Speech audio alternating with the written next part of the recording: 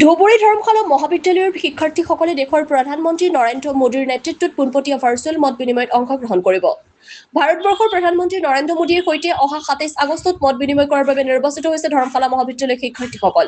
আজি ধৰ্মশালা মহাবিদ্যালয়ত এখন সংবাদমেলত ভাৰত চৰকাৰে ক্ৰীড়া সম্পৰ্কে সদৰি কৰে ধৰ্মশালা মহাবিদ্যালয়ৰ অধ্যক্ষ Mujibur Rahman Pradhani, Hamidul Islam programme officer NSS unit Dharmasala college. যুৱক-যুৱতীসকলক কেনেকৈ খেলৰ প্ৰতি আগ্ৰহী কৰিব পাৰে তাৰ বাবে অহা ২৭ আগষ্টত ভাৰতবৰ্ষৰ সকলো শিক্ষাৰ্থীৰ লগত পোনপটীয়াকৈ মত বিনিময় কৰিব দেশৰ প্ৰধানমন্ত্ৰীয়ে। সংবাদমেলত প্ৰকাশ কৰা মতে দেশৰ যুৱক-যুৱতী আৰু খেলুৱৈসকলক উৎসাহিত কৰা আৰু সকলো খেলৰ প্ৰতি আগ্ৰহী কৰাৰ লগতে খেলৰ ৰাষ্ট্ৰীয় যুৱ কল্যাণ আৰু ক্ৰীড়া দিৱস উপলক্ষে যুৱ কল্যাণ আৰু ক্ৰীড়া মন্ত্ৰালয়ৰ উদ্যোগত সমগ্ৰ দেশতে এক বিশেষ কাৰ্যসূচী অনুষ্ঠিত হ'ব। খেলো ইণ্ডিয়া সংবাদ খেল কি বাত PM के साथ উক্ত কাৰ্যসূচীত অংশগ্ৰহণ কৰা প্ৰধানমন্ত্ৰী নৰেন্দ্ৰ মোদীয়ে 29 আগষ্টত দিনৰ 10 বজাত দেশৰ 1600 বিভিন্ন স্থানৰ 8 লাখ যুৱক সমাজক পোনপটীয়াকৈ ভাৰ্চুৱেলি আলোচনা কৰিব। ধৰ্মশালা মহাবিদ্যালয়ৰ শিক্ষাৰ্থীসকলেও এই কাৰ্যসূচীত অংশগ্ৰহণ কৰিব। সংবাদমেলত উল্লেখ কৰা মতে অহা 29 আগষ্টত হকীৰ যাদুকৰ মেজৰ ধ্যান চান্দৰ জন্মবাৰ্ষিকীৰ লগত সংগতি ৰাখি সমগ্ৰ দেশতে ৰাষ্ট্ৰীয় ক্ৰীড়া দিৱস উদযাপন কৰিব। News desk AIN live. আজি আমাৰ মূল উদ্দেশ্য আছিল মেজৰ ধ্যানচান্দ হকী প্লেয়াৰ। তেখেতৰ জন্ম হৈছিল 1905 চনৰ 29 আগষ্টত। তাৰ লগত সংলগ্ন থাকি ভাৰতৰ যুৱ ক্ৰীড়া আৰু ক্ৰীড়া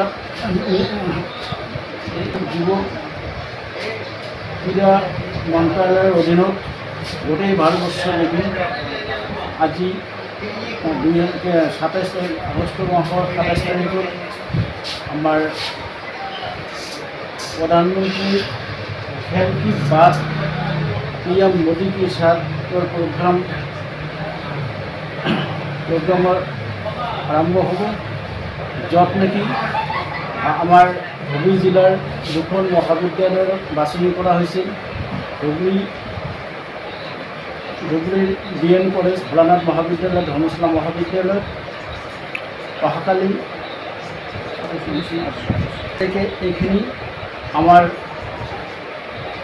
ভাৰতবৰ্ষৰ মাননীয় ডাইনামিক প্ৰধানমন্ত্ৰী নৰেন্দ্ৰ মোদী ডাঙৰীয়াৰ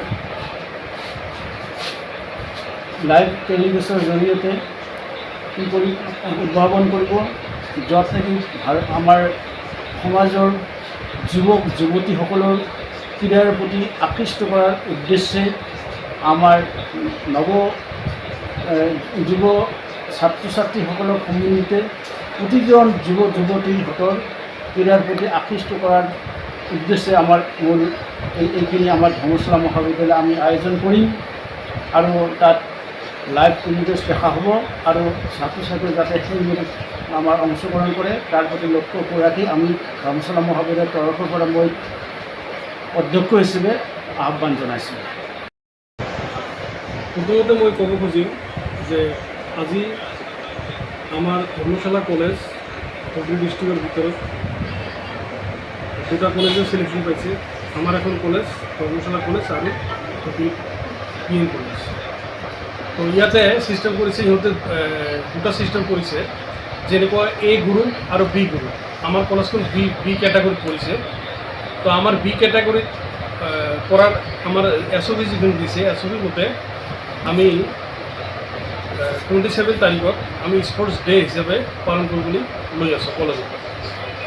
আজি SOP হিচাপত আমি আমাৰ প্ৰাইম মিনিষ্টাৰ নৰেন্দ্ৰ মোদীজী 27 তাৰিখত 10:30 গ্ৰেট ভাৰ্চুৱেল মিটিং এটা কৰিব, যি মিটিঙত আমাৰ ষ্টুডেণ্টবিলাক সকলোৱে এটেণ্ড থাকিব লাগিব আৰু এই মিটিঙত যিখিনি কথা প্ৰাইম মিনিষ্টাৰ ছাৰে ক'ব এইখিনি কথা আমাৰ ষ্টুডেণ্টবিলাকক বুজিব লাগিব, যাতে স্পৰ্টছৰ লগত জড়িত থকা বস্তুবিলাকে ক'ব।